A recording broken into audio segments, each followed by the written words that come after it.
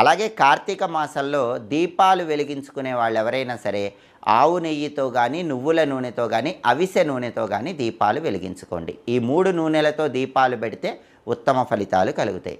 అయితే కార్తీక మాసంలో దీపాలు వెలిగించుకునేటప్పుడు శివాలయంలో కానీ విష్ణు ఆలయంలో కానీ చాలామంది దీపాలు పెడుతూ ఉంటారు.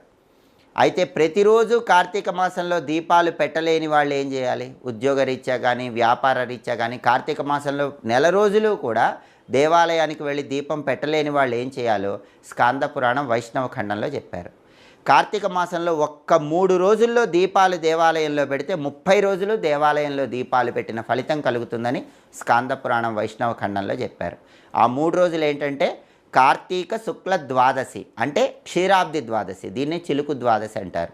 రెండో రోజు కార్తీక శుక్ల చతుర్దశి, దీన్నే వైకుంఠ చతుర్దశి అంటారు. మూడో రోజు కార్తీక పౌర్ణమి.